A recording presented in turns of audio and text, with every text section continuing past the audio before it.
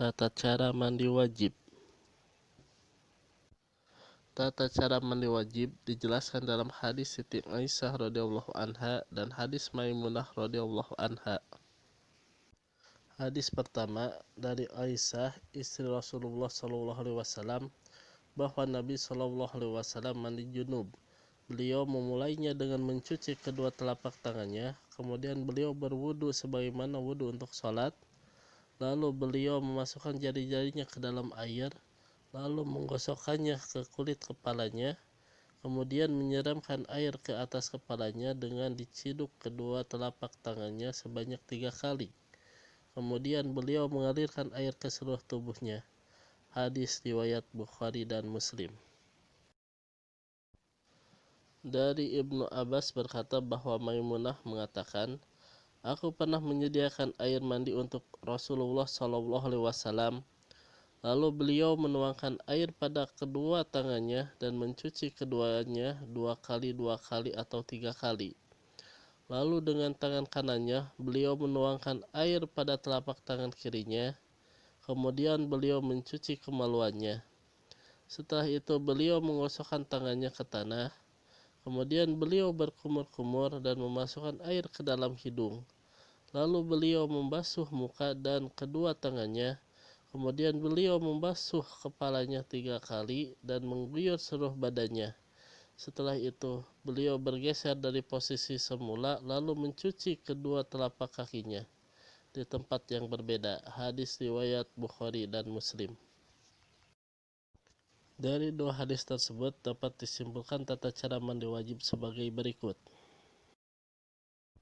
Pertama, mencuci tangan terlebih dahulu sebanyak 3 kali sebelum tangan tersebut dimasukkan ke dalam bejana atau sebelum mandi.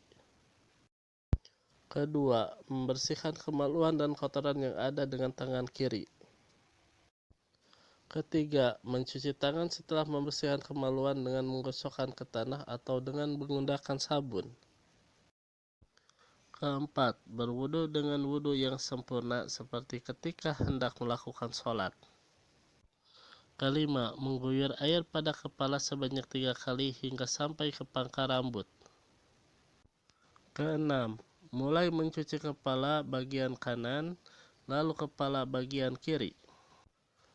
Ketujuh, menyela-nyela rambut. Dalam hadis Aisyah radhiyallahu anhu disebutkan, jika Rasulullah SAW mandi junub, beliau mencuci tangannya dan berwudu sebagaimana wudu untuk sholat.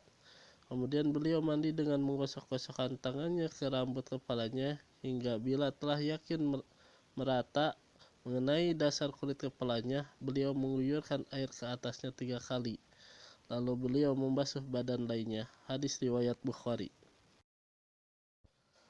Juga Aisyah radhiyallahu anha mengatakan, jika salah seorang dari kami mengalami junub, maka ia mengambil air dengan kedua tangannya dan disiramkan ke atas kepala, lalu mengambil air dengan tangannya dan disiramkan ke bagian tubuh sebelah kanan, lalu kembali mengambil air dengan tangannya yang lain dan menyiramkannya ke tubuh sebelah kiri. Hadis riwayat Bukhari.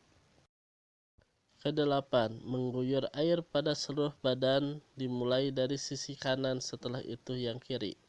Dalilnya adalah hadis Aisyah radhiyallahu anha, ia berkata, Nabi SAW biasa mendahulukan yang kanan ketika memakai sandal, ketika bersisir, ketika bersuci dan dalam setiap perkara. Hadis riwayat Bukhari dan Muslim.